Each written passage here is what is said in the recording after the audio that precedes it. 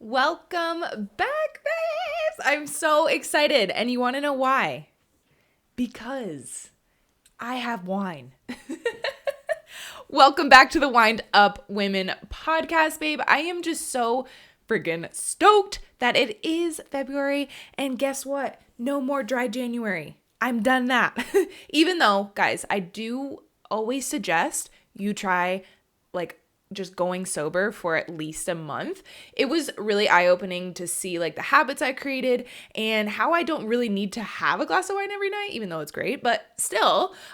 So this is my cheers to you, to February, to literally, this is actually my second drink. I had a glass of wine watching the Super Bowl, but anyways, I digress. Just cheers. I'm having a Chardonnay. It is Cupcake Chardonnay, and I am in love. Tastes so delicious. So let's dive in to today's podcast episode, okay? So first, I am just so thankful for you to be tuning in every single week, every single Wednesday, or whenever you listen or have the chance to listen. If you binge all the episodes at once, I seriously love you so much. And feel free, guys. I love when you message me in my DMs on Instagram at Shannon Shaheen Fitness, or even emailing me at shannonshaheen@gmail.com, your ideas or things that you want to hear me talk about on this podcast. Because again, it's not just I'm just sitting here doing this randomly and not trying to help you. This is the whole point of the podcast, to be able to serve you the best way I can and to be answering all your questions or things that might be going on in your life and help you get through those tough seasons or things that you're struggling with, and to let you know that you are not alone. So if you have any ideas for any future episodes, literally DM me right now and give me ideas, because that's how I help you. Okay. And that's how I create the content for these episodes.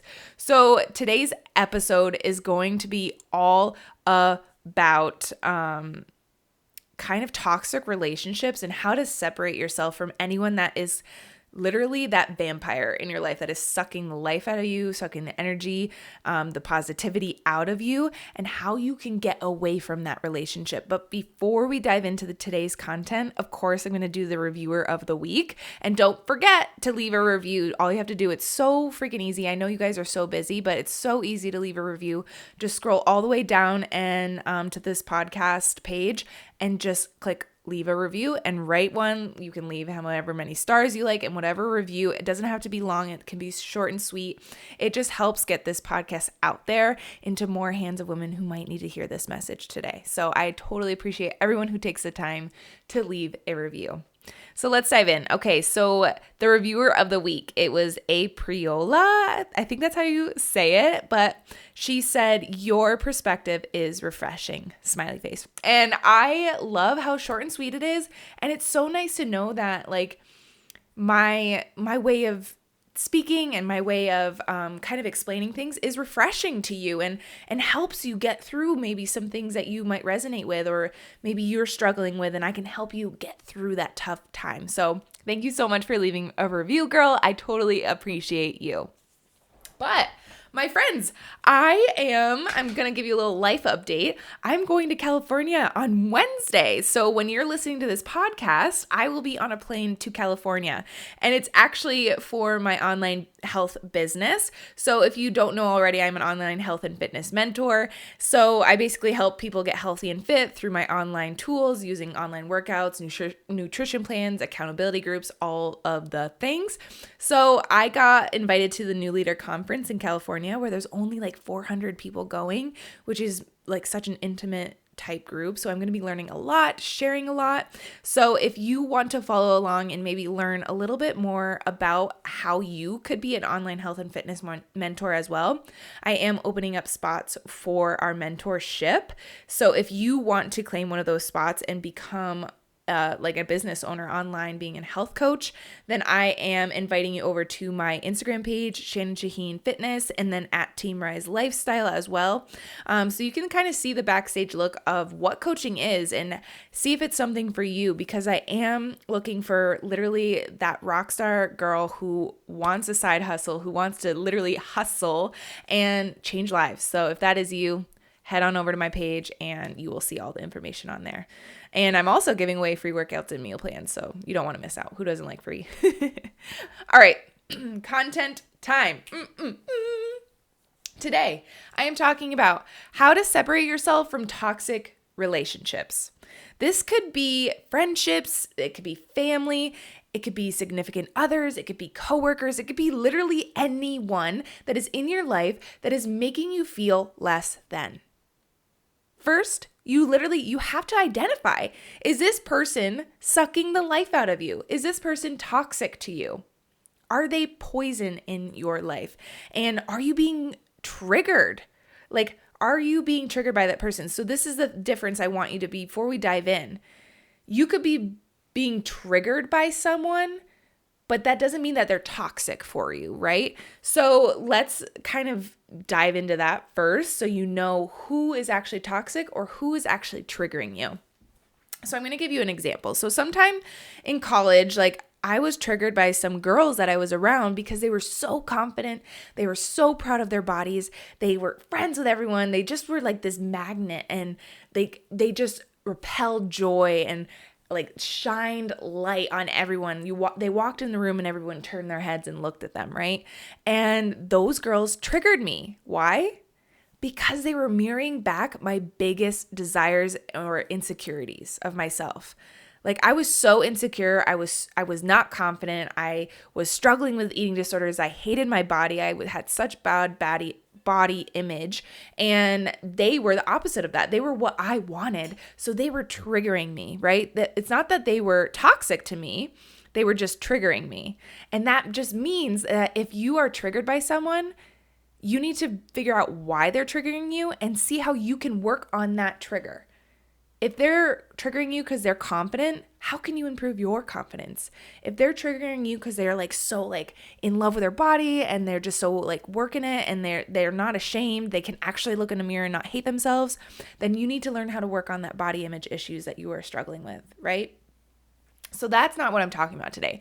I'm talking about that toxic relationship are the ones that make you feel less than, judged, used. You feel like you're always apologizing constantly. You feel like you're tiptoeing around them because you don't want to upset them, or you feel like you can never be enough for that person, or you're always being pushed to the side or forgotten, right?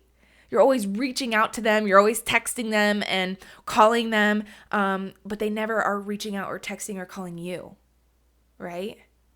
You feel like you're opening up to them, you're sharing all of these things, your deepest, darkest secrets, but then there's just a wall. They're really cold towards you. They're not sharing anything with you. They're kind of just trying to use you to get your like information out, and then they might turn around and share your deepest secrets with other people. That's a toxic relationship. That's a toxic friendship, literally a relationship, right? So I had a relationship in high school, and it was my boyfriend at the time. And I was always the one who was never doing enough. I will always remember him telling me, you have to prove to me that you love me more. You don't prove it enough. And guys, I did everything. I paid for stuff for him. I sent him money. I would like literally not text him because he'd be like, you're annoying, like all of these things. And then like he would be like, you aren't doing enough. I even sent him flowers. Yes, to a guy, I sent him flowers. I totally regret it now. It's so embarrassing, but I didn't know what else to do. I felt like I gave him everything, every piece of me, and he still did not want anything to do with me, even though he said like, I'll only date you if you show me you love me more, all of this stuff. And he was cheating on me the whole time, but I digress. That's a story for a different time. But I was just so desperate to have him love me back, and he didn't. But it was that type of relationship that was so toxic for me, and it literally destroyed my confidence, my future relationships, my outlook and my trust on other people. Like, it just destroyed me. And that's what I'm saying about toxic people, that you need to get that shit out of your life because it's going to derail your life. And you don't want anyone to have that control over you. So here are my tips for you if you're finding yourself in this similar situation that I was in. And again, it doesn't have to be a boyfriend, girlfriend, significant other. It can be a family member, a coworker. It can be just a friend, right? Or it could be a friend that's in a friend group, like someone that's in your friend group that you're not really friends with, but you always are around because you're all in the same group, right? So here are a couple of my tips. I have 4 tips laid out right here. Number 1. You need to be stopping all of the contact. So leave and stop that contact with that person. It's going to be so freaking hard, especially if it's a significant other or if it's a coworker and you like have no choice, like you have to go to work. But when or if you can remove yourself from any situation that that person is involved in, you need to do that for yourself. Remember, this is for you. You are your number one priority. You need to be doing this for you. Even if you don't want to, it's going to pay off in the long run. So stop reaching out, stop texting them, stop hanging around them. If you want out, then contact, like if you want out of that like toxic relationship, then the contact needs to be cut off. If you are feeling vulnerable, you will likely be risk to go back to your toxic relationship with your ex because you're feeling lonely or they're going to try and lure you in, right? And if it is a coworker, maybe don't sit next to them in a meeting or don't volunteer to be on their team, like all of those type of things. Maybe bring it up to your boss if you feel comfortable. Be like, I need to get away from this. This is how I'm feeling. This is like kind of impacting my work. All of those things. Be open and let others know how you're feeling so you're not just doing it and it just seems like out of the blue type situation, right? Number 2, this one I think is literally the most important thing, especially if you're in a like a significant other relationship. You need to know your value, know your worth, girlfriend. You are too good to have someone treat you like shit, right? So feel good about who you are, what you have to offer in a relationship, how you have grown, and what you have to offer as a human. You don't deserve to be treated like shit. So you have to be putting yourself first. And if you are leaving the conversation feeling worse than you did before, then it's time to reevaluate your self-worth, right? You have to have compassion for yourself. If you want to go back into your toxic relationship, it's normal to miss that person. It's normal to miss that relationship because it was such a big part of your life. But stay mindful that missing those times is normal, but does not mean that he or she or whoever was good for you. You can miss them. That's going to be normal. But it doesn't mean that relationship was good for you. You need to really know your worth, know your value, and know that you deserve the absolute best. Okay? And if you need someone to talk to, girl, like always, like I'm always here for you. So message me on Instagram and I am here. Or email me. I'm totally down to talk one-on-one with you. All right. Number 3, have mantras or things that remind yourself about the situation and how it made you feel, especially when you are tempted to go back to that relationship, okay? So I was reading an article and she said that she repeatedly told herself about her ex. He may be good for someone else, but he is a wrecking ball for me. I love, love, love, love that. So if it's like an ex-boyfriend or whatever, or like if you're dating someone and they are treating you like shit, you know it's toxic and you need to get out. He may be great for someone else, but he was a wrecking ball for you. You do not deserve that wrecking ball smashing into your life and ruining everything in your way. Right? So repeat that when you're like starting to miss them or you want to text them back or you want to like, I don't know, you want to reignite that relationship. Think about it. Is this going to be a wrecking ball for me? Or is it going to be successful this time? And if so, how is it going to be successful? Because the last time you were in that relationship, it did not work out that well. So what is making you think that it's going to work again? Have they done a lot of therapy? Are they willing to change? Like, what's going on? Are they really showing you that they changed? Or are they just smooth talking you to try and lure you back in? Because that's what those type of people do. They take advantage of you, right? So you could even do this. I like to do this for a lot of different things, not just relationships or anything. Like it could be like a job opportunity or a decision that you're making.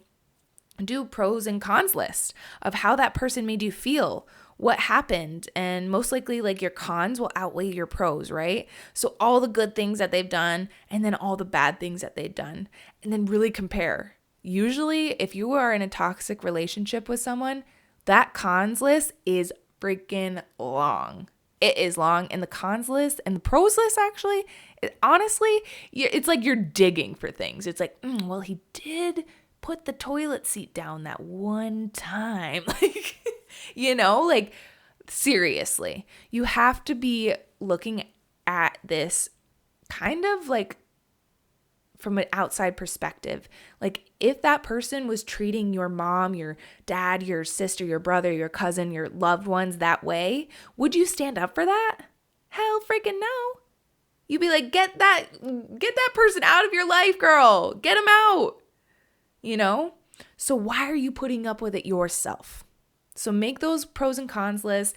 Check out what those cons are, and are you willing to put up with that for the rest of your life? And if not, then get the freak out. Get out. Right? I need some wine. I'm getting intense here.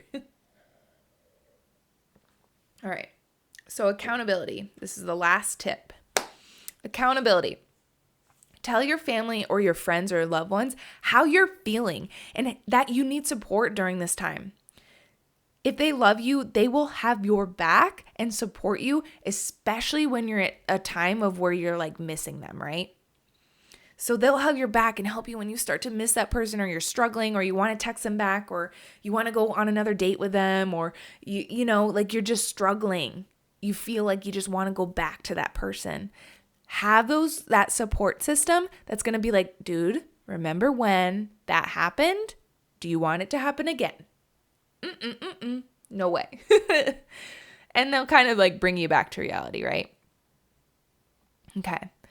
So the other tip when it comes to accountability, block their cell phone number, delete out of your contacts, delete all your messages. If it's really that bad, change your phone number so they don't have it. Change your email address. Like delete any texts, emails, voicemails, old pictures, delete off your social media. All of those things, block them. Even if they have friends that would like be toxic towards you as well because they were friends with that person, delete those people. Get them out of your life. Out of sight, out of mind, especially when it's brand new. Okay?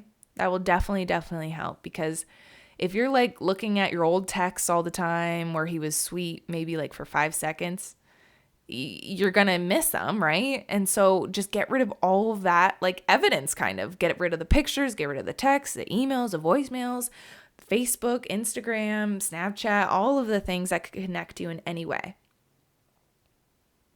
If they have a key, change your locks to your apartment. I don't know. Make yourself accountable.